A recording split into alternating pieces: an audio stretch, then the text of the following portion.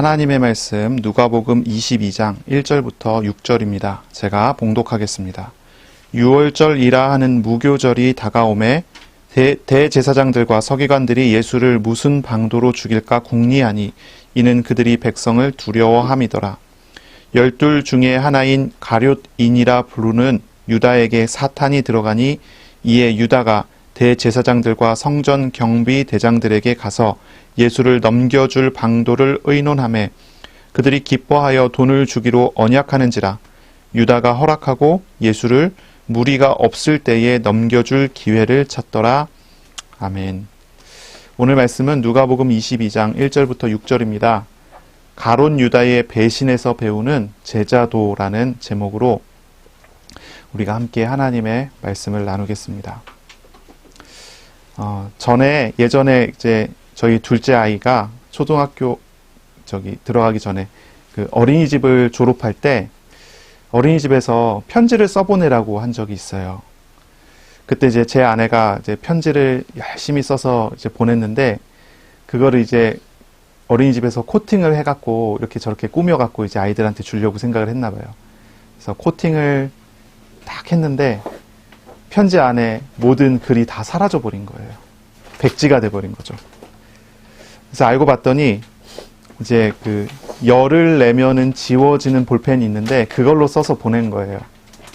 그래서 당황해갖고 전화가 와서 연락이 와서 이제 편지를 코팅을 했는데 내용이 없어졌다고 이제 연락이 온 거죠. 그래서 제 아내가 굉장히 당황해서 다시 써보낼게요 하면서 쓸 때 전에 썼던 내용이 기억이 하나도 안 나 그러면서 이제 굉장히 고민하면서 썼던 기억이 있어요. 그 사건이 벌써 몇 년이 됐잖아요. 몇 년이 됐는데도 아이들이 그거를 잊어버리질 않아요. 며칠 전에도 이제 차 타고 다니면서 그 얘기가 나와서 하는데 애들이 다 웃으면서 그런 일이 있었다면서 엄마가 편지를 썼는데 다 지워졌다면서 아마 제 생각에는 그 어린이집 졸업할 때 엄마가 편지 써준 기억이 되게 오래 가지 않을까요? 어쩌면 평생 갈지도 모르겠어요. 아무 문제 없이 그 졸업식이 지나갔다면 그 편지를 썼던 것도 받았던 것도 그 내용도 기억도 전혀 못하고 지나갔을 수도 있는데 그 한 가지 사건이 그 문제가 그 편지를 아주 오랫동안 기억에 남게 해주는 그런 사건이 됐죠.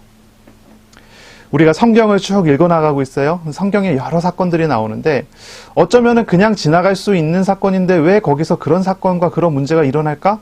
이렇게 궁금하게 되기도 하고 또 오랫동안 기억에 남을 만한 그런 사건들이 이 성경 안에 우리에게 주어져 있고 다가오는 것들이 있어요. 그 중에 하나가 오늘의 본문이 아닐까 그런 생각을 합니다. 가룟 유다가 배신을 했단 말이에요. 그래서 예수님께서 잡히셨어요.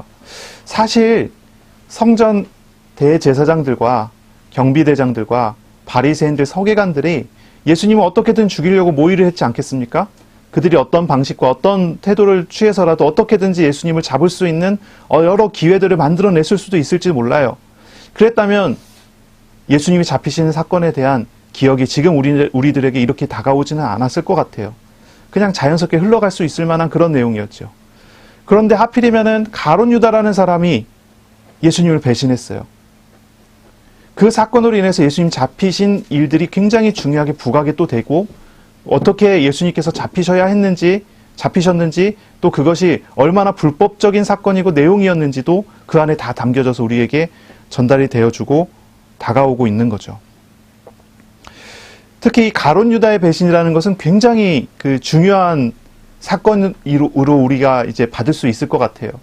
왜냐하면 가룟 유다는 예수님의 12명의 제자들 중에 가장 사실은 믿을 만한 사람이었거든요. 다른 어떤 제자들보다도 가장 믿을 만한 사람이 유다였어요. 유다는 돈을 맡았던 사람이잖아요. 회계를 맡았던 사람입니다. 누구에게 돈을 맡길까요, 보통? 가장 믿을 만한 사람한테 돈을 맡기지 않겠어요? 가장 정상적인 사람한테 돈을 맡기지 않겠어요? 그게 당연한 거 아니겠습니까? 어떤 분이 이제 그 회사의 인사팀 있잖아요. 인사팀 하는 분들은 이제 누구를 뽑을지, 누구를 승진시킬지, 누구를 떨어뜨릴지 이런 거를 결정하는 사람들 아닙니까? 그 사람들한테 의뢰를 해갖고 물어봤다는 거예요. 예수님의 12 제자를 목록을 두고 당신이 회사의 인사팀인데 당신이라면 이 사람들을 뽑겠습니까? 했을 때 다 자격 미달이라는 거죠. 자격이 안 된다는 거예요. 이 인사팀이 그 회사의 직원으로 뽑힐 만한 사람이 거기 없대요. 그나마 한 사람이 있다면 그 사람이 유다인 것 같다라고 얘기를 해요. 가룟 유다는 그나마 정상적인 사람이에요. 12명 중에 그나마 정상적이고 그나마 믿을 만한 사람인 거죠. 다른 사람들은 별로 믿을 만한 사람이 못 되는 거예요. 그렇잖아요? 세리와 죄인 출신에 또한 어부 출신인데 다혈질이라서 사고를 많이 치는 또 분노 조절 장애 막 이런 사람들이 거기에 이제 포함되어 있는 거 아닙니까? 또 의심 많은 도마 어떻습니까? 너무 의심이 많아서 그 회사에서 사용할 만한 사람이 없다는 거예요. 오로지 한 사람 가룟 유다뿐이랍니다. 이 가룟 유다라는 사람은요 굉장히 믿을 만한 사람이었고 그래서 예수님을 따라다니는 많은 무리 중에서도 특히 12제자 중에서도 가장 믿을 만해서 경제를 맡기고 돈을 맡겨서 회계를 맡겼던 사람이 가룟 유다란 말이에요. 오늘 본문에 나오는 이 가룟 유다가 배신하는 이 장면은요 우리가 전혀 기대할 수 없고 기대할 수도 없었던 하나의 사건이 등장한 거예요. 우리 여기서 한번 질문해 봐야 돼요. 주님께서 왜 이 장면을 허락하셨을까요? 가룟 유다의 배신을 허락하신 이유가 도대체 무엇일까요? 왜 예수님께서는 처음에 제자를 부르실 때 가룟 유다를 또 왜 부르셨을까요? 가룟 유다가 이렇게 배신할 자라는 것을 예수님께서 미리 아셨음에도 불구하고 왜 그렇게 하셨을까요? 우리가 이런 질문을 해봐야 되지 않겠습니까? 예수님은 그냥 대제사장들과 서기관들에게 사로잡힐 수도 있었어요. 근데 왜 여기에 꼭 배신의 사건이라는 것이 들어가야 합니까? 이 배신의 사건은요, 제자들을 아끼고 사랑하시던 예수님께 엄청난 고통스러운 사건이잖아요. 또한 가룟 유다에게도 또 다른 제자들에게도 모두에게 고통스러운 사건이지 않습니까? 그 기억만 한다면 다들 그것 때문에 엄청 고통을 느낄 만한 그런 내용이 아닐까요? 서로가 의지하며 또 제자들 사이에서도 서로가 이제 막 내가 옳으니 너가 옳으니 하는 싸움도 있었지만 그런 싸움, 그런 어떤 이제 분파들이 막 나와서 서로가 이렇게 싸우는 와중에서도 그나마 제일 믿을 만한 사람이 가룟 유다가 아니었겠어요? 그런데 그 가룟 유다의 배신이라는 것은 모두에게 고통스러운 사건이 아닙니까? 근데 왜 그런 사건이 꼭 일어나야 합니까? 주님께서 처음부터 가룟 유다를 부르시지 않았다면 되는 거 아닐까요? 주님은 그 사람이 배신할 걸 알면서도 부르셨잖아요? 왜 이 사건이 여기서 꼭 일어나야 됩니까? 예수님께서 조금만 바꾸셔도 이런 일이 안 일어날 수 있잖아요. 예수님께서 가룟 유다를 지목해갖고 나를 팔자가 있다라고 이야기하고 다른 제자들은 그 말이 무슨 의미인지도 알지도 못했던 상황이죠. 나중에 지나보니까 그것은 예수님께서 가룟 유다가 배신할 거를 알고서 그렇게 하신 것이다. 제자들이 나중에 알았잖아요. 예수님은 아시고도 왜 그의 배신을 그냥 눈 감아 주셨고 사로잡혀 가시게 됐냐는 거죠. 이거는 제자들에게 가르치시고자 하는 중요한 메시지가 담긴 사건인 것입니다. 오늘 우리는요, 이 배신 사건과 관련해서 가룟 유다의 모습에서 경계할 것이 무엇이 있는지, 또 예수님께서는 미리 아시고도 사랑으로 섬기신 그 섬김의 모습을 통해서 제자의 길이 어떠한 것인지, 그 제자의 길에 대해서 우리가 좀 나누고자 합니다. 오늘의 제목은 가룟 유다의 배신에서 배우는 제자도입니다. 지난주에 우리가 말씀을 나눴죠. 말세에는 믿을 사람이 없습니다. 말세는 믿을 사람이 없어요. 미혹하는 영이 사람들을 미혹합니다. 적그리스도들이 여기서 저기서 나타나서 이렇게 사람들을 홀립니다.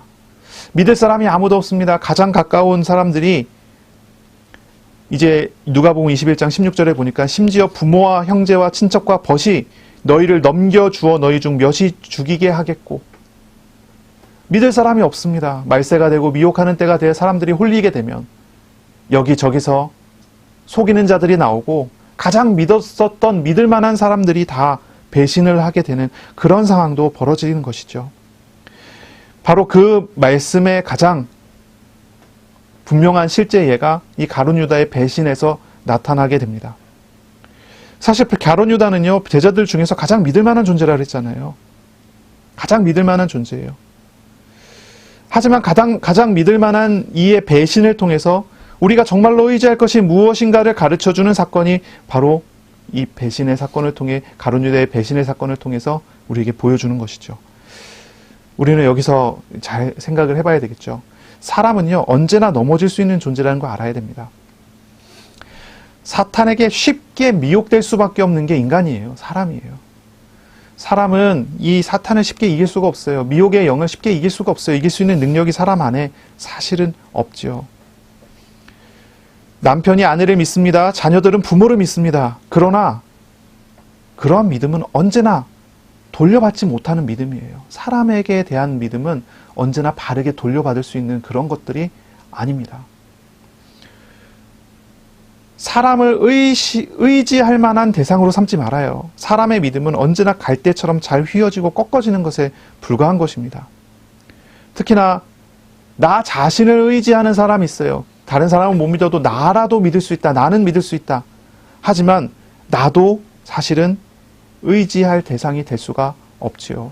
사람은 언제나 쉽게 꺾입니다. 무너집니다. 육신 안에 갇혀있는 사람은, 죄와 죄성에 얽매여 있는 사람은 언제나 그쪽을 향해서 갈 수밖에 없는 것이지요. 우리는 사람을 믿고 의지하려고 해서는 안 되겠습니다. 하나님을 바라봐야 합니다. 사람을 주관하시는 하나님을 바라보고 하나님을 믿어야 합니다. 사람을 보지 않고 하나님을 볼 수 있어야 됩니다. 이것이 정말 중요한 부분이지요. 정말 중요한 부분입니다. 자꾸 사람들은요, 사람을 의지하려고 합니다. 하지만 사람을 의지할 때 그가 정말 나에게 보호와 안전을 줄 수 있는가를 생각해 봐야 됩니다. 그럴 수가 없는 것입니다. 우리에게 참 보호와 안전을 주실 수 있는 분은, 평안을 주실 수 있는 분은 우리 하나님밖에 없는 것이죠. 우리 하나님을 바라보고 하나님 앞에 서야 합니다. 그렇다면 사람을 아주 믿지 말아야 될까요? 말세에는 이런 일이 벌어지니까 사람을 믿지 않아야 되겠다. 사람을 전부 배척을 해야 될까요? 그런 얘기는 또 아니겠죠. 하나님께서 사람과의 관계를 만들어 가시는 걸 보고 하나님을 믿는 것입니다. 이게 또 되게 중요한 부분이거든요. 그렇게 되는 거예요. 저는 사람을 보고 사람을 믿습니다. 그런데 사람을 믿는 게 아니라 그 사람 가운데 함께 하시는 하나님의 일을 믿습니다. 그래서 그 사람에게 실망해도 실망이 아니고요. 그 사람에게 배신을 당해도 배신이 아니라 하나님이 그 관계 속에서 행하시는 하나님의 손길을 바라보려고 합니다. 그러니까 사람에게 실망해서 인간관계 문제가 돼갖고 넘어지지 않겠죠. 그렇게 된다면요. 그러려고 합니다. 물론 이게 쉽게 되는 건 아니죠. 이런 부분들이 되게 중요해요. 내가 사람을 보고 사람을 보느냐, 믿느냐, 아니면 하나님을 보고 하나님을 믿느냐는 그런 내용이에요. 부부간의 관계에서도 마찬가지잖아요. 남편이 아내를 믿고 아내가 남편을 믿습니다. 그러나 그 믿음의 관계는요, 언제나 쉽게 깨지게 돼 있고 무너지게 돼 있어요. 억지로 기워갖고 정으로 붙여갖고 살아가는 것이지 진짜 믿어서 의지해서 거기에서 돌아오는 평안과 안식이라는 것은 없습니다. 이건 우리가 다 알 거예요. 결혼한 부부들은 다 알지 않습니까? 그러나 하나님께서 저 사람을 나에게 붙이셨다는 사실을 확인하고 하나님의 손길 안에 이 관계가 있다는 것을 본다면 이 관계를 만들어주시고 이끌어가시고 세워가시고 이걸 주관하시는 하나님을 보기 때문에, 하나님을 믿기 때문에 그 관계는 온전해질 수 있고 그 관계는 온전하게 세워져 갈 수가 있는 것입니다. 사람을 믿는 게 아니라 하나님을 보는 것입니다. 그것이 진짜 믿음이고 그것이 진짜 믿음의 관계라는 것이죠. 말세에 미혹하는 때가 옵니다. 그 날이 옵니다. 말세에 적그리스도가 여기저기서 일어납니다. 가장 가까운 사람들이 배신을 하고 가장 가까운 사람들이 사람을 넘겨주게 됩니다. 그런 일이 분명히 일어납니다. 가장 믿을 만한 가룟 유다가 제자들과 예수님을 배신하고 예수님을 은 30 받고 팔아버리는 일이 여기서 벌어집니다. 그런데 이 모습을 잘 보세요. 이 모습을 대하는 태도를 보세요. 예수님의 태도를 보세요. 예수님은 어떻게 하십니까? 가룟 유다의 그런 배신조차도 주관하실, 허락하신 하나님을 믿기 때문에 가룟 유다를 끝까지 예수님께서 권면하시고 가룟 유다를 위해서 기도하시는 장면이 나옵니다. 그렇죠? 마지막 기도에, 감람산에서의 기도에 예수님께서 기도하시지 않습니까? 우리는 잘 봐야 돼요. 우리는 무엇을 바라보고 무엇을 믿어야 합니까? 사람을 보지 마시고요. 사람을 내게 붙이시는 하나님을 바라봐야 할 것입니다. 사람은 배신할 수 있지만 하나님은 우리를 지키시는 하나님이십니다. 주님은 배신으로 인한 박해가 있을지라도 이제 18절 19절에 보면 나오죠. 21장 18절 19절입니다. 너희 머리털 하나도 상하지 아니하리라. 너희의 인내로 너희의 영혼을 얻으리라 라고 말씀을 하셨습니다. 어떤 박해와 어떤 배신으로 인한 문제가 일어날지라도 그것은 하나님께서 우리를 위하시는 일이고 우리를 지키시는 일의 과정 속에 있는 것입니다. 그러니 하나님을 믿는다면 무너지지가 않게 될 것이지요. 우리는 말세에 정말 무엇을 의지해야 될지를 생각해 봐야 됩니다. 나는 정말 무엇을 의지하고 무엇을 바라봐야 할까요? 내가 정말로 의지하는 어떤 것들이 있을 텐데요. 그것들이 나를 정말로 지켜줄 수 있을까요? 심지어 나는 나를 믿을 수 있나요? 내가 가지고 있는 생각과 내 마음이 사탄의 틈이 될 수 있는데 내가 나를 믿을 수 있나요? 사실 아무것도 믿을 게 없습니다. 그러나 우리를 사랑하시고 함께하시고 통치하시는 하나님은 믿을 수 있습니다. 하나님을 믿고 하나님을 의지하시기 바랍니다. 말세에 고통하는 때라도 우리를 지키시는 하나님의 평안을 그 안에서 우리는 누릴 수가 있고 얻을 수가 있게 되는 것입니다. 자, 이 배신으로 인해서 예수님은 이제 고난을 당하시게 됩니다.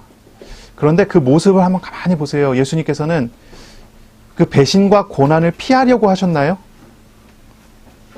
예수님은 그 배신과 고난을 피하려고 하시지 않습니다. 이 가룟 유다의 배신으로 인한 고난에 예수님께서는 순종하셨습니다. 그리고 그 고난에 그리고 그 배신의 당사자가 된 가룟 유다를 오히려 사랑으로 섬기시는 믿음의 순종을 보이십니다. 배신 사건을 통해서 우리에게 보여주는 것은 이때가 정말로 말세가 맞구나, 지금이 말세가 맞구나라는 것이기도 하지만 또 한 가지는 주님이 배신을 당하셨음에도 불구하고 여전히 제자들을 위하시고 유다에게 끝까지 기회를 주시는 사랑의 섬김의 모습입니다. 사실 주님은 유다가 배신할 것을 처음부터 아셨을 거예요. 그런데 예수님은 유다를 차별하지 않습니다. 그가 배신할 것을 아시고도 끝까지 동등한 사랑과 관심을 주셨어요. 오히려 가장 많은 사랑을 받은 사람 중에 한 명이 아니었을까요? 우리라면 그렇게 할 수 있겠습니까? 이 사람이 나를 배신할 거라는 것이 확실하다면 그 사람을 가장 가까이에 두고 그 사람을 처음부터 부르고 그와 함께 할 수 있겠습니까?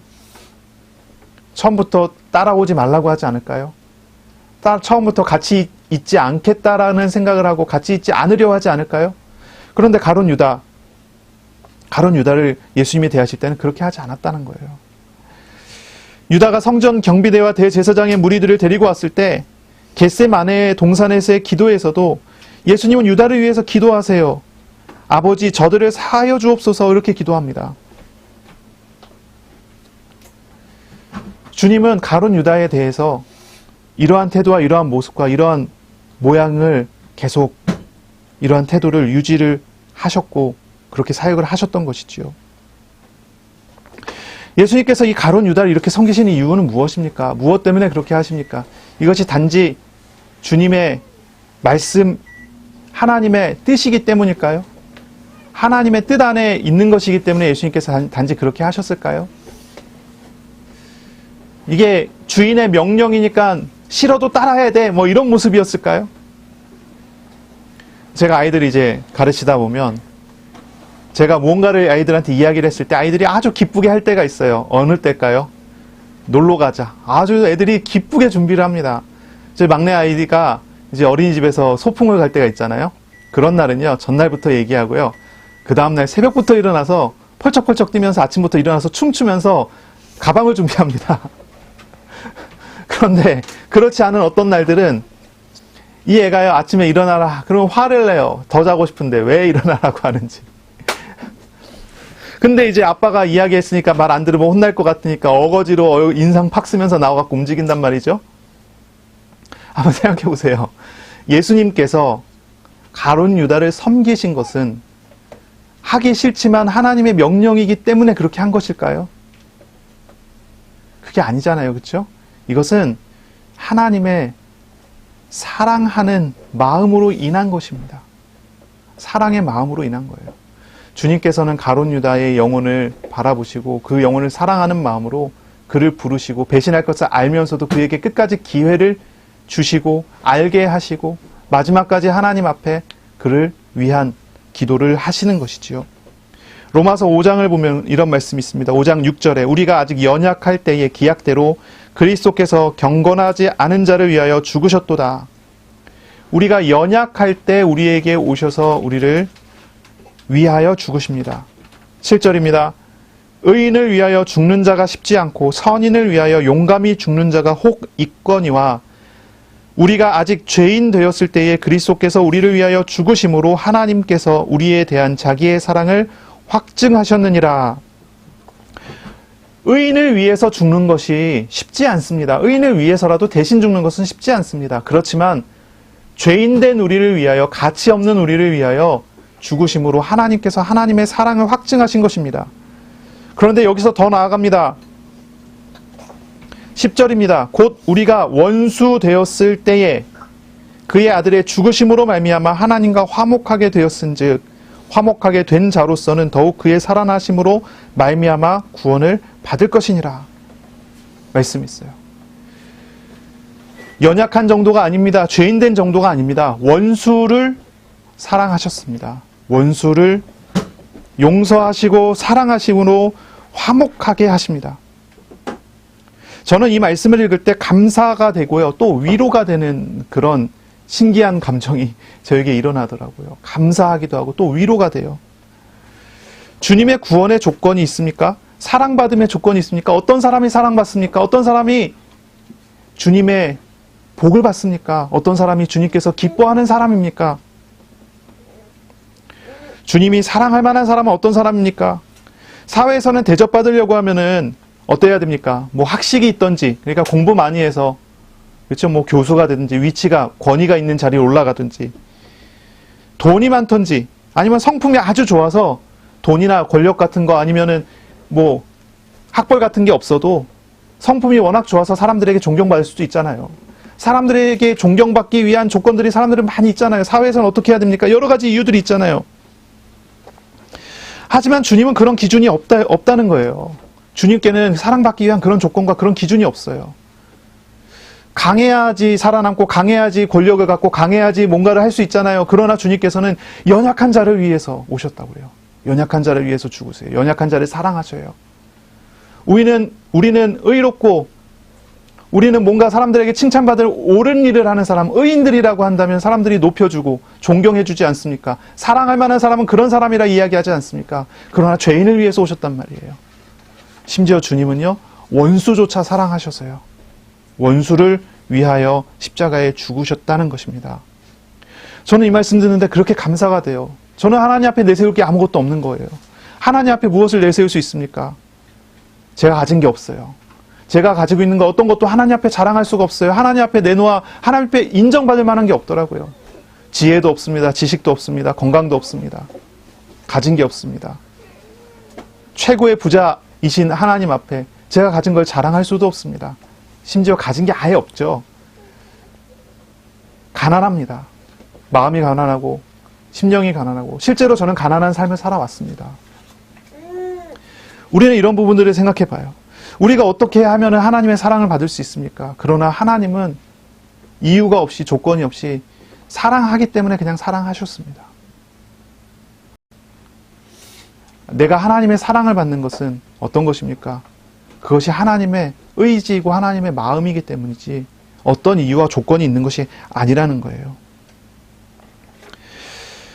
원수가 되는 가룟 유다, 그 가룟 유다를 주님이 부르셨지만 그 가룟 유다를 끝까지 사랑하는 태도로 그에게 만나주시고 그에게 말씀을 하십니다. 가룟 유다가 차라리 태어나지 않았으면 좋았을 뻔했다는 말씀을 하십니다. 배신할 자라는 걸 아시면서도, 배신할 자라는 것을 아시면서도 가룟 유다에게 그래도 예수님과 함께 있는 기간 동안에 사랑을 받게 하셨고 주님의 배려와 사랑 안에 있게 하셨습니다. 이것을 우리는 볼 수가 있죠. 나의 현재의 연약함이 있습니다. 나의 죄인됨도 있습니다. 우리 안에 있는 죄성으로 인해 우리가 날마다 죄를 또 계속 생산해내는 그런 삶을 살고 있는 것도 우리 하나님은 우리 자신을 너무나 잘 아십니다. 그런 모습을 아십니다. 심지어는 하나님의 일에 대하여 원수 같은 그러한 태도와 그러한 모습을 우리가 계속 알게 모르게 가지고 있는 것도 하나님은 아십니다. 그러나 그것으로 인하여 고민하지 마시기 바랍니다. 하나님의 사랑은 그보다 훨씬 더 크십니다. 우리는 우리를 부르시는 주님 앞에서 무릎 꿇고 주님의 도우심이 없으면 안 된다는 가난한 마음으로 겸손히 주님의 구원하심에 감사함으로 주님의 인도하심을 받아 나가면 되는 것입니다. 하나님은 우리를 긍휼히 여겨주시고 우리를 도우시고 우리를 인도하시는 분이십니다. 바로 이 사건을 보면서 우리는 정말로 배워야 하죠. 무엇입니까? 이 사건을 통해서 제자들이 무엇을 배웠을 것 같습니까? 제자들이 이렇게 놀랐을 것 같아요. 아니, 가룟 유다가 배신할 걸 처음부터 아시고 부르셨네. 가룟 유다가 배신한다고 예수님께서 계속 이야기하셨네. 그런데 예수님께서는 왜 그 가룟 유다를 그와 친밀하게 그에게 은혜와 사랑을 베풀어 주셨을까? 이것이 바로 주님의 사랑이구나. 이렇게 깨닫지 않았겠습니까? 제자도의 핵심은 무엇입니까? 제자는 무엇을 따라가는 사람입니까? 제자는 말씀을 따라가는 사람이어야 합니다. 그렇죠? 우리가 잘 아는 말씀처럼 제자는 말씀 따라가는 사람이에요. 그렇죠? 우리가 요한복음 8장 31절 32절에 보면 그런 말씀이 나오잖아요. 너희가 내 안에, 내 말이 너희 안에 있으면 진리를 알지니 진리가 너희를 자유하게 하리라. 그렇죠? 말씀이 있죠? 그 사람이 제자잖아요. 어떤 사람이 제자입니까? 말씀 따라가는 사람이 제자예요. 말씀 따라가는 사람이. 내 말이 너희가 내 안에, 내 말이 너희 안에 있으면 너희가 참 내 제자가 되고 진리를 알지니 진리가 너희를 자유하게 하리라. 제자됨이라는 것은 말씀 따라가는 것입니다. 말씀에 순종하는 것은 제자의 길이고 제자의 일입니다. 그런데 그 말씀의 순종이 어떤 것이냐는 거예요. 예수님이 보여주신 모범을 보세요. 사랑입니다. 제자 되는 자는요, 사랑 없으면 참 제자가 되기가 어렵습니다. 제자 될 수가 없는 겁니다. 사랑하는 마음이 없다면 그렇습니다. 앞에 선 목사가 아무리 말씀을 조리 있게 감동적이게 잘 전한다고 해도 앞에 있는 목사가 앞뒤 논리에 딱 맞게 그리고 사람들에게 정말로 도움이 되고 사람들의 필요를 채워주는 일들을 많이 한다고 하더라도 그 안에 담겨져 있는 사랑이라는 것이 없다면 그건 참 사역이라고 할 수가 없습니다. 그건 살리는 사역이 아닙니다. 그렇잖아요. 그건 살리는 사역이 아니에요. 이거 우리는 잘 생각해 봐야 돼요.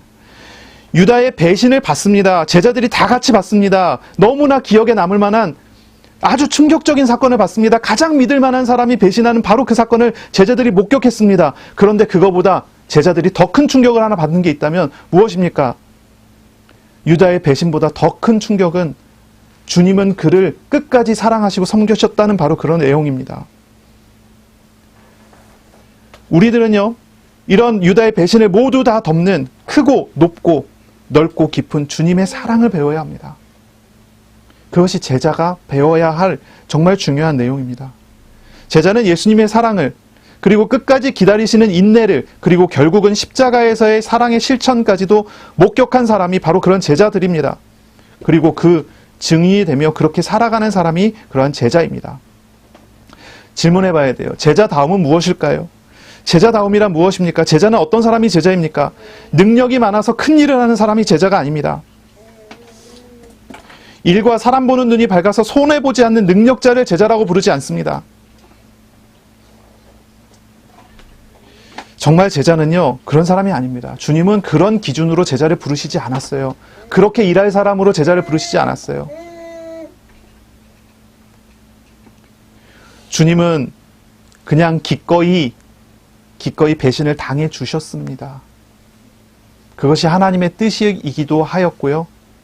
그리고 그것이 우리를 구원하기 위한 하나님의 선택이었기 때문이지요. 그것이 우리에게 선하게 행하시는 하나님의 사역이었기 때문이죠. 마가복음 3장 13절에 보니까요, 제자는 어떤 사람입니까? 주님이 원하는 자가 제자입니다. 주님이 원하시는 자를 부르셨다 그랬어요. 그 사람이 제자입니다. 주님은 어떤 사람을 원하셨습니까? 부족한 많은 사람을 원하셨습니다. 부족한 많은 사람이라도 괜찮았습니다. 12제자들을 보세요. 가룟 유다를 제외하는 나머지 사람들은요, 부족함이 많은 사람들이었습니다.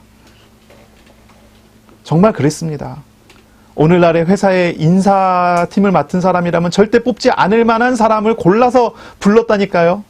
그런 사람들이 제자가 됐다니까요.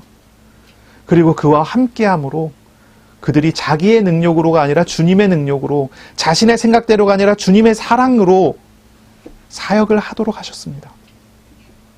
그게 제자입니다. 주님의 제자 훈련은 어떤 것이었습니까? 주님은요, 제자들과 함께 3년을 다니시면서 주님은 제자를 높아지는 사람으로가 아니라 낮아지는 사람으로 훈련시키셨어요. 제자 훈련은 높아지는 것이 아니라 낮아져 섬기는 것으로 가르치셨어요. 그렇게 인도하셨어요. 어떤 사람이 정말 제자다운 사람입니까? 주님처럼 사랑하고, 주님처럼 용서하고, 주님처럼 인내하고, 오직 주님만을 의지하는 사람이 바로 제자입니다. 바로 그러한 제자입니다. 그럼 우리는요, 이 가룟 유다의 배신에서 이 제자도를 배워야 하는 거예요. 이 제자도를 배워야 합니다. 하나님의 말씀을 따라가는 것이지만 정말로 주님의 사랑을 품을 수 있는 것, 하나님의 사랑을 받은 자로서 또한 그런 사랑으로 이웃을 사랑할 수 있는 것, 그것이 바로 제자도의 핵심이고 가장 중요한 내용이 되는 것입니다. 자, 이제 유다로 넘어가서 생각을 해봐야 될 것 같아요. 유다는 왜 배신했을까요? 유다가 왜 배신했을까요? 가장 인기가 있는 가설은 유다가 열심당이었기 때문에 배신했을 것이다 라는 그런 내용입니다. 열심당이라는 말은 이제 샬롯이라는 말이에요. 샬롯. 이 샬롯이라고 하는, 이 열심당이라고 하는 이 명칭을 가지고 가룟 유다의 가룟이 아마 샬롯에서 변형된 것이 아닌가라고 추측을 하는 겁니다. 그래서 그런 생각을 하는 거죠. 아마 가룟 유다는 열심당이었을 것이고 유대 민족의 독립운동가 그룹에 속하는 사람이었을 텐데, 그 사람이 아마 예수님을 따라다니면서 이스라엘을 로마로부터 독립시키고자 하는 그런 어떤 마음을 가지고 예수님을 따라다녔을 거라는 거죠. 그런데 예수님께서 계속 정치적인 메시아가 아니라, 그렇죠? 정치적인 메시아가 아니라 우리를 죄에서 구원하시는 참 그리스도로 오셨다는 사실을 보이실 때마다 이 가룟 유다는 열심당으로서 예수님께서 더 이상 이스라엘을 구원할 만한, 이스라엘을 독립시킬 만한 그런 일을 하지 않는구나라는 그 부분에 대한 갈등을 했던 것 같다. 이제 그렇게 추측을 하는 거죠. 그러다가 결국은 예수님께서 성전에서, 예루살렘 성전에서 유대의 지도자들과의 논쟁과 이런 과정들을 통해서 이제 결정적으로 아마 결심을 하고 더 이상 나는 예수님을 따르지 않겠다라고 하면서 예수님을 배신하지 않았을까. 자, 이렇게 추측을 하는 거죠. 이거는 사실 가설입니다. 굉장히 인기가 있는 가설이고 설득력이 있긴 하지만 이게 확실히 그런지 아닌지는 잘 알지 못하는 그런 부분입니다. 아주 확실한 것 중에 하나는 이런 것입니다. 유다는 돈을 받았다는 거죠. 요한복음 16장 2절이나 13장 29절에 보면 요한은 유다에 대해서 이렇게 얘기합니다. 유다는 돈을 맡은 자이며 도둑이다. 도둑이래요, 도둑. 그러니까 이제 한마디로 얘기하면은 요한의 말에 의하면 그렇습니다.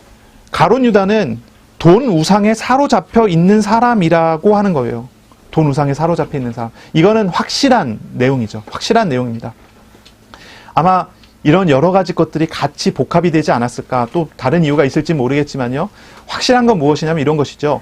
가룟 유다의 배신에는 가룟 유다가 의지하던 우상과 관련되어 있는 어떤 결정이 숨겨져 있다는 것입니다. 그런 것이죠. 유다가 이제 돈우상에 사로잡혔든 아니면 독립운동이라고 하는 그런 이제 사상과 이념에 사로잡혔던, 어쨌든 간에 유다는 그런 우상에 사로잡혀서 예수님을 배신하게 된 것이라는 것은 확실하지요. 무엇이 정답이든지 가장 확실한 것 한 가지는 이것입니다. 유다는 예수님을 따라다니면서도 실상은 예수님을 영접하지 않았던 사람이며 유다의 주인은 돈이나 아니면 다른 우상이 되어 있는 그런 사람이었을 거다라는 것이죠. 그리고 결국 사탄은 유다의 그러한 부분을 이용해서 역사를 한 것으로 우리가 보는 것입니다. 그래서 누가복음 22장 3절 오늘 읽었던 본문에 이런 말씀 있죠. 12 중에 하나인 가룟인이라 부르는 유다에게 사탄이 들어가니, 이렇게 말씀이 나옵니다. 사탄이 들어갔다는 이야기는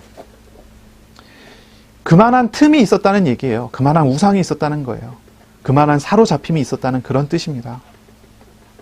사단의 공격의 틈, 그것을 가지고 이제 공격해 들어온 것이죠. 지난주에 우리 말씀에서 깨어있으라고 했습니다. 깨어있으라고 했어요. 깨어있음이라고 하는 말은 무슨 말일까요? 깨어있다. 우리가 지난주에 말씀을 나눴죠. 마음이 늘 하나님께로 향하도록 나를 지키는 것을 깨어있음이라 한다고 그랬어요. 그렇죠? 기억나시죠? 이 깨어있음이라고 하는 것은 내가 나 자신이 또렷이 정신을 차리고 있는 상태를 깨어있음이라고 하지 않습니다. 그건 이제 정신 차리는 내용이고, 예수님께서 이야기하는 이 깨어있음은 그런 내용보다 더 크죠.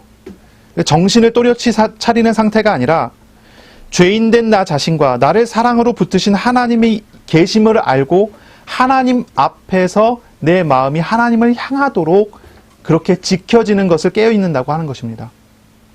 그러니까 정신적으로 정신이 또렷하게 있는 그런 상태라고 사탄이 틈타지 못하는 게 아니라, 그런 그 우상에 사로잡혀 있는 사람이라면 정신이 또렷하게 있는 그런 상태일수록 더 사탄에게 사로잡히기가 더 쉬울 수 있어요.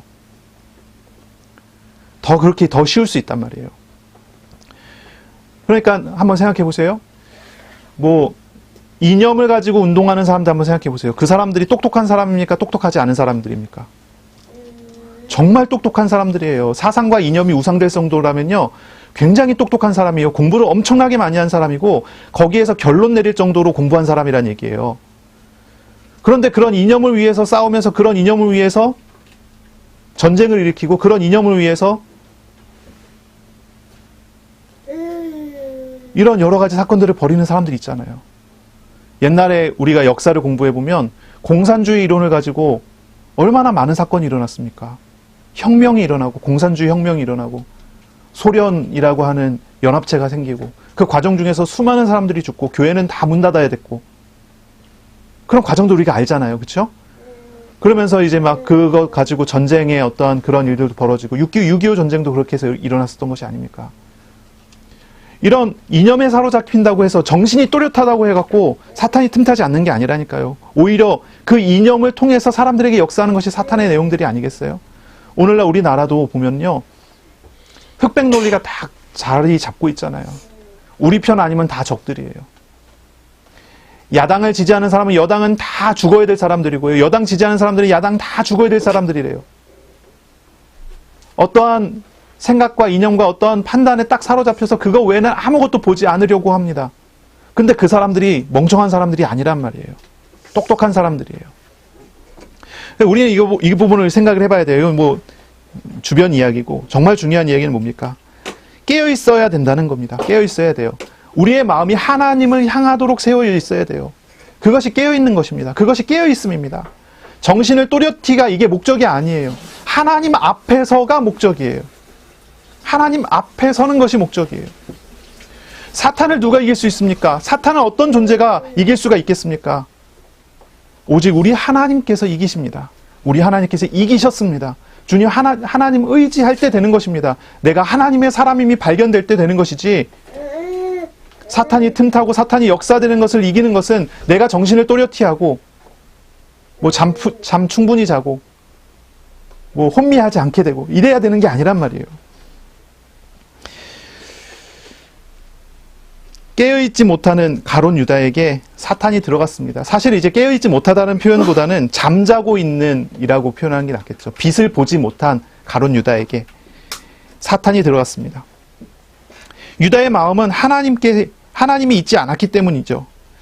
유다의 마음에는 하나님이 계시지 않았습니다. 유다는 하나님께로 나아가려고 하지도 않습니다. 그렇기 때문입니다. 유다는 예수님의 제자 중 한 사람이지만 그 마음에 하나님이 없고 돈과 다른 우상들이 자리 잡고 있는 그런 사람입니다. 밝은 대낮과 같은 예수님과 동행하는 그러한 유다였지만 유다의 영혼은 어두운 밤과 같이 잠들어 있었어요. 이 잠든다라고 하는 표현들은 사실 이제 그 청교도들 같은 경우 이 잠들다 그리고 깨어있다라는 이런 것에 대한 글을 참 많이 썼거든요. 이게 잠들다라고 하는 것은 우상과 교만과 타락된 삶에 사로잡혀 있는 그런 모습을 우리가 이야기할 때 그렇게 얘기합니다. 반대로 이제 깨어있음이라고 하는 것은 빛 대신 하나님을 의지하고 바라보고 주님과 동행하는 삶을 살고 있는 것을 그렇게 이제 표현하기도 하지요. 그렇기 때문에 결국 이 유다는 이 사탄의 공격을 벗어나지 못하고 사탄에게 사로잡혀 그런 사역을 하게 되는 거죠. 하나님이 아닌 다른 것들이 우리를 장악할 때 일어나게 되는 문제와 실상이 여기에 다 드러나는 거예요. 하지만 사탄은 공격하고 속이고 장악했지만 사탄이 들어왔지만 책임은 사탄에게 있는 것이 아니라 책임은 죄를 짓게 된 배신하게 된 유다에게 있죠. 사탄은 속이는 자였고 속은 것은 유다였고 유다가 실행을 한 것입니다. 선택과 결정을 유다가 했죠. 그래서 유다가 그 모든 책임을 다 짊어지게 되는 그런 모습입니다. 제자는 어떤 사람이 제자입니까? 제자는 깨어있는 사람이 제자입니다. 깨어 있어야 합니다. 제자는 우상에서 돌이켜서 하나님께로 나아가야 합니다. 제자는 마음이 하나님을 향하도록 준비되어 있어야 합니다. 하나님 앞에서 죄인된 자신을 알아가고 죄와 사탄의 공격을 알고 나를 사랑으로 부르시고 붙드시는 하나님을 알아가는 사람이어야 합니다. 그 사람이 제자입니다. 제자는 정말 깨어 있어야 합니다. 우리가 이제 그 깨어 있음에 대한 그 좀 이야기를 좀 나눌 필요가 있어요. 깨어 있음은 무엇을 이야기합니까? 성경을 보면 깨어 있음 보통 한 4가지 정도를 깨어 있음이라고 하는데요. 첫째는 뭐냐면 이제 그 졸지 않는 것, 자지 않고 깨어 있는 것을 깨어 있음이라고 부릅니다. 다시 말해서 이제 운전을 하잖아요. 운전한다가 졸면 어떻게 됩니까? 사고 나잖아요. 그러니까 깨어 있어라. 그 깨어 있음입니다. 깨어 있어라는 거예요. 졸지 말고 깨어 있어라. 어떤 모습을 상상하면 좋으냐면은 운전자가 졸지 않으려고 몸부림치는 모습을 한번 상상해 보세요.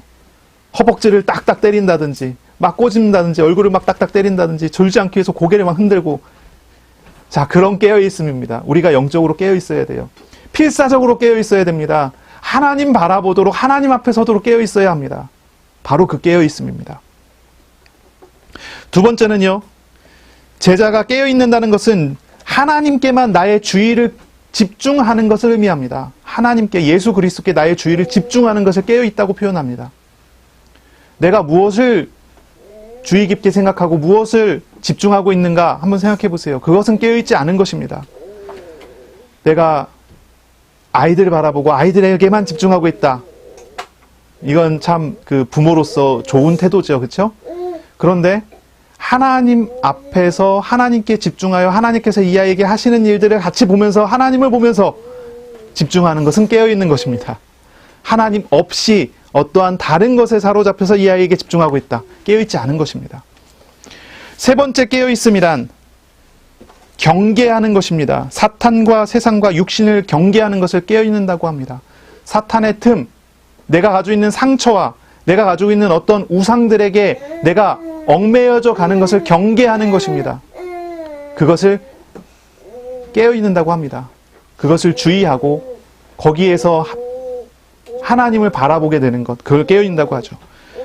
네 번째는요. 주님의 약속의 성취와 재림을 기대하는 것을 깨어있다고 합니다. 기대하는 것입니다. 재림을 기대하고 주님 하실 일을 기대하는 것. 그것에 대한 기대를 가지고 있는 것을 깨어있다고 합니다. 그래서 이제 성경에서 이야기하는 깨어있음을 보통 이 4가지 정도로 이 청교도들이 이게 정리를 해놨어요. 다 정리해 놓은 게 있어요. 이제 깨어있음이라고 하는 책 같은 것들을 찾아보면 거의 이런 4가지 내용으로 이제 정리가 되는데 여러분 이렇게 깨어있으시길 바랍니다. 좀 어렵게 갑자기 이제 압축돼갖고 설명을 하니까 좀 어려울 수 있지만 깨어있으면 다른 게 아니에요. 이제 간단하게 정리하면 이렇습니다. 하나님 나와 함께 하시는 거 알고 하나님께 집중하고 하나님께서 하실 일들을 기대하고 하나님을 바라보는 거예요. 그게 깨어있는 거예요. 그래서 이거를 함축해갖고 한마디로 한다면 뭐라고 표현했습니까? 마음이 늘 하나님을 향하도록 지키는 거라는 거예요. 마음이 늘 하나님을 향하도록 지켜라. 가룟 유다는 처음부터 하나님을 향하지 않았죠. 그렇지만 우리가 여기서 교훈을 얻을 수 있어요. 사탄의 틈이라는 것을 어떻게 파고드는지를 생각하면서 우리가 우리 마음을 지켜야 된다는 것이죠. 지켜야 됩니다. 로마서 13장 11절부터 14절에 보면 이런 말씀이 있습니다. 또한 너희가 이 시기를 알거니와 자다가 깰 때가 벌써 되었으니, 자다가 깰 때가 됐습니다. 깰 때가 됐습니다. 이는 우리의 구원이 처음 믿을 때보다 가까웠습니다. 그러니까 주님의 재림을 바라보고 우리의 종말을 바라보고 우리가 영원한 하나님의 나라에 들어갈 때를 바라보고 그때가 가까이 오고 있기 때문에 우리는 깨어 있어야 된다고 얘기하는 거예요. 하나님의 나라가 완성될 날이 가까이 오고 있기 때문에 우리는 깨어 있어야 됩니다. 어떻게 깨어 있어야 합니까? 낮에와 같이 단정히 행하고 방탕하거나 술 취하지 말며 음란하거나 호색하지 말며 다투거나 시기하지 말고 오직 예수 그리스도로 옷 입고 정욕을 위하여 육신의 일을 도모하지 말라. 깨어있음이라는 것에 대한 이미지가 좀 떠오르시지 않습니까? 어떤 걸 하지 말라고요? 낮에와 같이 경건한 모습을 갖추고 죄의 모양을 다 버리라는 얘기예요. 죄된 것을 다 버리고 예수 그리스도로 옷을 입으라는 얘기예요. 바로 그것이 깨어있음입니다. 근데 문제가 있죠. 우리가 깨어있으려면 어떻게 해야 됩니까? 발버둥 치고 애쓰면 깨어있을 수 있을까요? 자, 내가 이제 깨어보자. 그러면 깨어있을 수 있을까요? 아니, 운전을 하는데도 졸음이 오면요, 그거를 깨지 못해갖고 온갖 발버둥을 다 치다가도 잠깐 눈을 감았다 뜨면 한 100m 가 있고 막 이럴 때가 있잖아요. 그런 경험이 없으십니까? 저는 가끔 그런 경험이 있는데 요즘에는 이제 제 아내가 운전을 하니까 좀 더 괜찮아졌어요. 피곤할 때는 맡겨버리면 되니까 이렇게 그러는데, 우리가 너무 졸음이 와요. 육신의 졸음이 계속 온단 말이에요. 육신이 연약하단 말이에요. 하나님을 늘 바라보고 싶은데도, 그게 내 마음이 원하는 것인데도 그러지를 못해요. 예수님께서 제자들을 데리고 겟세마네에 가서 기도하시는데 다 졸아요. 예수님은 기도하시는데 다 존단 말이에요. 자요 그냥. 예수님 뭐라고 하시죠? 마음은 원이로되 육신이 약하도다. 그렇게 말씀하셔요. 다시 말해서 제자들이요, 깨어있기 위해서 몸부림을 치는데도 깨어있지 못했다는 말이에요. 마음이 정말로 원하는데 육신이 약하니까 안 되는 거예요. 우리의 영혼이 사실 그렇습니다. 내가 정말로 우리 가정에서 하나님의 나라를 이루어야지, 내가 우리 가정이 하나님의 나라가 돼야지, 그렇게 생각하고 집에 오면은 예배드리고 집에 오면 같이 기도하고, 사람을 상대할 때도 하나님께서 주시는 마음을 가지고 사람을 상대해야지 생각하고, 친절하게 또 사랑으로 또 인내함으로 사람을 대하고 이러고 싶은 마음이 우리 안에 있지 않습니까? 그렇잖아요. 가정에서 한번 보세요. 남편과 아내를 서로가 바라보면서 내가 이 사람을 사랑으로 섬겨야지, 예수님의 사랑으로 섬겨야 되겠다. 예수님께서 죽기까지 섬기셨던 것처럼 나도 죽기까지 섬겨야 되겠다. 뭐 그런 마음까지는 아닐지 모르겠지만 그런 마음이 있을 수 있어요. 그런데 그렇게 됩니까? 내게 상처되는 모습 하나 보면 뿔이 나지 않습니까? 내 마음에 맞지 않은, 내가 견딜 수 없는 어떤 장면을 딱 보게 되면 막 화가 나지 않습니까? 예를 들어 양말을 거꾸로 벗어놨다든지 뭐 이런 거 있습니다. 그렇지 않습니까? 마음은 원이지만 우리의 육신에 약한 건 어떻게 할 수가 없습니다. 어떻게 하면 우리가 깨어있을 수가 있겠습니까? 그것조차 우리가 하나님의 은혜 속에 들어가는 것이어야 합니다. 깨어있는 방법은 하나님의 능력을 힘입는 것입니다. 하나님의 능력을 힘입는 것입니다. 사람의 힘으로는 사탄을 이길 수 없고요. 사람의 힘으로는 우리의 죄성을 이길 수가 없습니다. 간혹 어떤 사람은 이렇게 얘기합니다. 하나님의 힘을 내가 받아서 내가 싸우겠다라고 하는 사람이 있는데 안 되는 내용입니다. 하나님께서 싸우시도록 나를 내어드리는 것이 우리가 깨어있을 수 있는 내용입니다. 예수님의 이름으로 우리가 마귀를 대적한다고 해서 마귀가 떠나갑니까? 떠나가더라도 다시 돌아옵니다. 이거 되게 중요한 얘기예요. 예수님의 이름으로 마귀를 대적하면 마귀는 떠납니다. 분명히 그렇습니다. 그렇지만 다시 옵니다. 왜냐하면 마귀를 대적하는 주체가 나잖아요. 하나님이 아니라. 내가 육신이 연약하여 무너지면서 다시 옵니다. 주님께서 싸우시도록 나 자신을 내어드리면 마귀가 같은 걸 가지고 우리를 공격해 올 수가 없습니다. 중요한 내용이에요. 어떻게 해야 합니까? 결국 우리의 마음을 어떻게 지킵니까? 가난한 마음을 배워야 합니다. 가난한 마음을 가져야 합니다. 주님 없으면 안 된다고 하는 실상으로 우리가 세워져 가야 합니다. 그래도 맨날 왔다 갔다 하겠지만 그런 과정 속에서 우리는 성장해 나가고 그런 과정 속에서 우리는 영원을 우리의 삶에 담아놓는 영원을 누리는 그런 비밀로 나아갈 수가 있게 되는 것입니다. 한 주간 정말입니다. 말씀을 묵상하세요. 말씀하시는 하나님의 도우심과 인도하심 앞에 서시기 바랍니다. 나 자신을 내려놓고 주님께 다 맡기세요. 우리를 미혹하는 많은 것들이 있을 수 있지만 우리에게 함께 하시는 하나님의 손길과 하나님의 사랑에 사로잡혀 인도받으시길 바랍니다. 하나님의 사랑을 묵상하시기 바랍니다. 한 주간 우리의 연약함과 부족함을 도우시는 하나님의 사랑으로 가득해지기를 바랍니다. 가족과 자녀와 이웃을 위해 주님의 사랑으로 기도하고 섬기는 그런 주간이 되시기를 바랍니다. 우리는 사실 원수를 사랑하기가 쉽지 않죠. 그러나 원수 같은 나를 사랑하신 하나님을 알게 되고 보게 된다면 이웃을, 원수 같은 사람들을 사랑하는 마음도 우리 안에 회복이 됩니다. 1만 달란트 빚진 자가 100데나리온 빚진 자를 이제 1만 달란트 빚진 자가 탕감받은 사람이 100데나리온 빚진 자를 탕감해주지 않을 수가 없습니다. 말이 좀 꼬이는데 그렇죠? 많은 은혜를 받은 사람이 내가 다른 사람에게 조그만 은혜를 베푸는 것이 어렵지 않습니다. 하나님의 사랑, 하나님이 나에게 행하시는 하나님의 일들을 보고 하나님의 사랑과 하나님의 손길을 알아가고 얻어가고 누려가는 사람이라면 이웃을 섬길 수 있습니다. 이웃을 위해 기도할 수 있습니다. 그렇기 때문에 무엇보다도 우선되는 것은 내가 하나님 앞에 서고 하나님을 만나고 하나님을 알아가는 것입니다. 깨어있으시기 바랍니다. 예수님의 십자가를 의지하며 죄와 우상에서 돌이켜 마음이 늘 하나님께로 향하는 그러한 주간이 되시기를 바랍니다. 기도하겠습니다. 하나님 감사합니다. 오늘 우리에게 말씀하시고 우리가 하나님을 찾고 구하며 주님과 동행하는 삶을 살도록 은혜 내려주시니 감사합니다.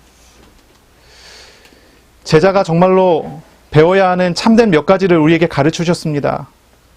우리가 주님의 사랑을 품는 자가 되게 하여 주옵소서. 우리가 깨어있어 가난한 마음으로 우리의 마음이 늘 주님을 향하는 그러한 사람 되도록 우리 한 주간 은혜 내려 주옵소서.